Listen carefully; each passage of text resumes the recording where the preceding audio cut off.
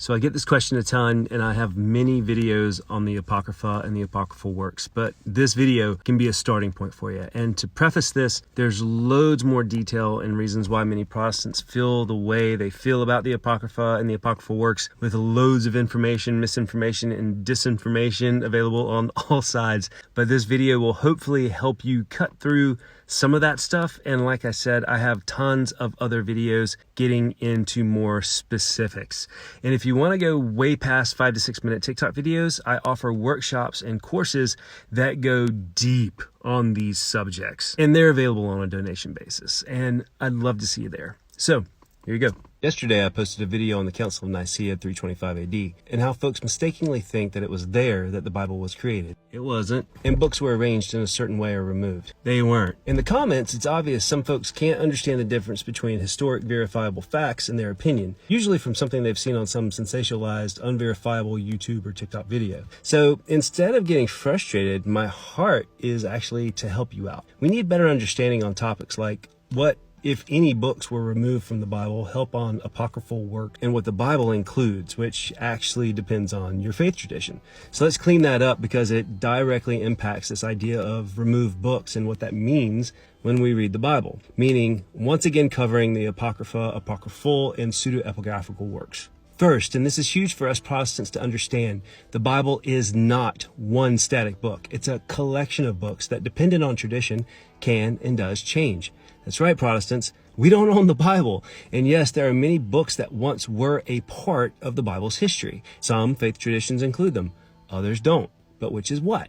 So first, let's cover the Apocrypha, which means hidden away. And the writings that were once held in esteem, then tolerated, and then excluded in the Protestant traditions, but are still a part of Catholic, Orthodox, and Eritrean traditions. And what is considered an apocryphal text depends on your religious tradition. For instance, the book of Enoch is not considered part of the Apocrypha by Protestants, but is apocryphal for Catholics and Orthodox, and canon by Eritrean Christians.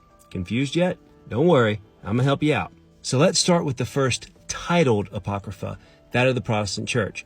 When Luther translated the Bible into German in 1534, his was the first major, not the first, but the first major Bible to have a titled Apocrypha, using Jerome's 5th century argument that non-Masoretic Old Testament books were disputable, placing them in a separate section. But note also that Luther disputed the validity of 4 New Testament books, Hebrews, James, Jude, and Revelation, and placed them at the back of the New Testament instead of where they're located now.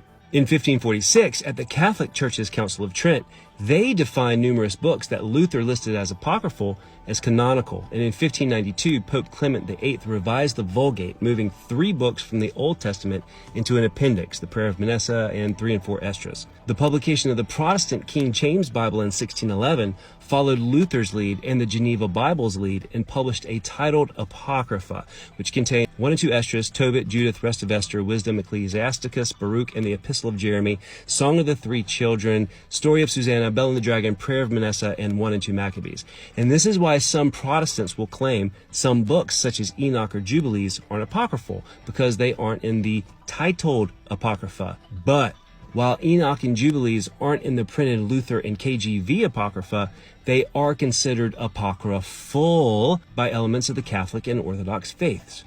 Whew. During the Puritan Revolution and British Civil Wars, the idea of sola scriptura took firm hold on the Protestant world, and it's here the Apocrypha really lost favor among Protestants, as these books weren't considered by them to be divinely inspired, and Protestant Bibles not linked to the Anglican Church began excluding them. And by 1885, and due to printing costs, the titled Apocrypha was completely omitted from Protestant Bibles. So what's considered Apocrypha really depends on which belief system you ascribe to. It wasn't the Catholics that removed books, but it was the Protestants who technically removed books from the Bible for their translations, and arguably the Masoretes when they translated ancient Hebrew works into the Hebrew Bible when moving away from the Septuagint between the 6th and 10th centuries, and that's a whole other video. Now, on to pseudepigraphal works. These are texts whose claimed author is not the actual author. Most of them are thought to have been written between 300 BC to 300 AD, and some of these books are 3 and 4 Maccabees, Assumption of Moses, 1 and 2 Enoch, and the Testaments of the 12 Patriarchs. But there's a ton more. And the one that gets the most press is the Book of Enoch, as it was well known during Jesus' day and super influential influential among the first Christians, with Aramaic fragments found in the Dead Sea Scrolls and in Greek and in Latin. It was also quoted in the Testaments of the 12 Patriarchs and cited in Jude. Early church fathers such as Justin Martyr, Athenagoras, Irenaeus, Clement, Origen, Tertullian, and Lactantius, they spoke highly of Enoch, but Enoch really fell out of favor with the church with the rise of amillennialism, and that's when it was jettisoned. However, it's still considered canon by Ethiopian Jews and Eritrean Christians. Therefore, some consider it apocryphal, but it's not part of the Protestant Apocrypha. Is it authoritative? Nah. Enoch didn't write it, as it's dated about 3rd to 2nd century BC. And because it's pseudepigraphal, non-scholars suggest that's a reason to toss it out. But that opens up a huge can of worms. No, I'm not suggesting we include Enoch in canon. I'm not. There's too many questions about the book. But when you argue something should be tossed because it's pseudepigraphal, you're in huge trouble, because a number of canonical works fall into the pseudepigraphal category, like the book of Daniel, which was obviously written hundreds of years after the Babylonian exile. A number of Paul's letters, which may have been written by Paul's disciples in Paul's names, namely Ephesians, Colossians, 2 Thessalonians, 1 Timothy, 2 Timothy, and Titus.